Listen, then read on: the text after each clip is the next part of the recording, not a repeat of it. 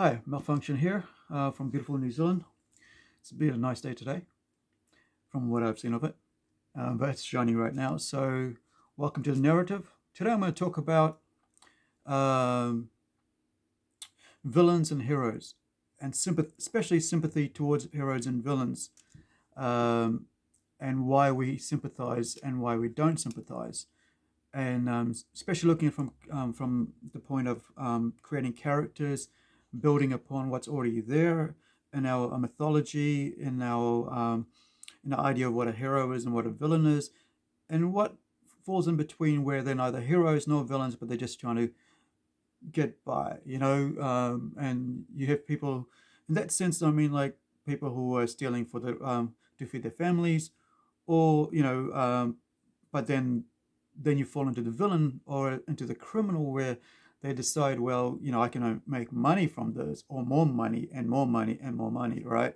As the saying goes, more money, more power, right? And more problems. So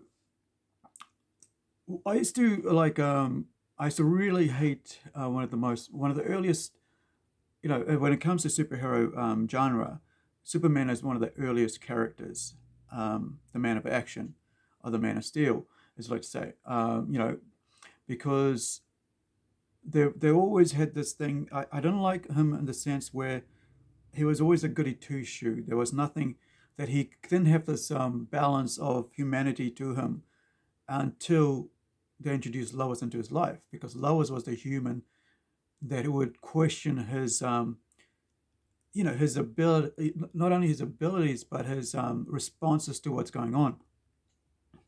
Because, as you know, I mean, Lois being a reporter, she sees the good and the bad sides of humanity the world over. As she speaks the truth to power, as we like to say, when you're reporting on an issue, you're trying to research into it, and when you're looking at writing characters and developing ideas for new characters, superheroes, uh, crime stories, fantasy, science fiction, supernatural characters, all of these you have to research into what makes them tick and why they are the way they are. Um, Fly, sorry guys. Hopefully you can't hear it over the mic. Um, Research into why those characters behave the way they are. Now you can look into their behaviors, and then you can break them out of that. Like you look at The Witcher, right? So witchcraft, right? It's about witchcraft and witch powers, but then you have someone who's I can't remember the name of the main lead, who's given up everything to get that power, and now she has that power. She gave up the one thing that she can't get back, and now she wants back, and she'll do anything to get back, which is her humanity, right? And in a sense, you go, well, it's only a spoiler, guys. Hopefully, you've already seen it, and if you wanted to see it, you've already seen it, right? And hopefully, you've seen it. So, she gives up her right to bear children, and if you lean towards a feminist ideology, you go, well, what's wrong with that? Well, it's not really in the sense that she's giving up her child. It's that she's actually had to give up the human characteristics of her biology to become a powerful being. And so when we go back to Superman, he's basically hasn't been, he was raised on Krypton as a baby, so he doesn't know nothing about that world, doesn't know about anything about the technology, and he's sent to Earth, and he's raised in a human environment. So then, because he's raised in a human environment, even though you think that he's knows about all these human characteristics that his parents have put into him, he still doesn't know, because his mind still hasn't formed into what that is. And like when you're around about under 20, you don't really understand how things work, even though you think you do. And no matter how much education you have, you still don't know. That's why they call it immature and mature. And even now at 46, I still feel like, only a couple of months away from 47, I still feel immature in certain areas of my life, but mature in other areas. And so even though he's raised on a farm, he's a hardworking man, and as a youth, he's raised around loving parents, and and his loving parents who actually loved him so much they sent him away from for the destruction of his planet and himself. They gave him up and he's sent away, right?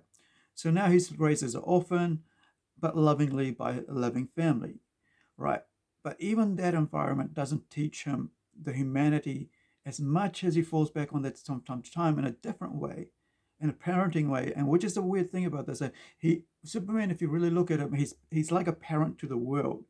He's like a supervisor to the world, and so it's not too hard to see him falling over to the villain side of things, because you kind of think, well, it only takes a little bit. And if you've played the game Injustice and if you read the comic books, you realize that it only takes one thing to destroy him, right? And that is to lose everything he loves. And and this is the thing. So if your destruction, if you cannot recover from, if you're Superman, you can't recover from the destruction of your world, of the universe that is that is his universe, right? Which is when Injustice, where he goes into Lois Lane being murdered by the Joker and his child, in the same process, right? He loses his humanity, that whatever was there, that his center of gravity, which was Lois, right, and their child, right, and the child was an addition to that, but really Lois, the human side of his, what his parents was, what was keeping him there, right, going, and so you see him basically get destroyed in his whole humanity, and he just takes over the dark side. And same thing with Darth Vader, right? He goes up to the dark side because he feels that his world with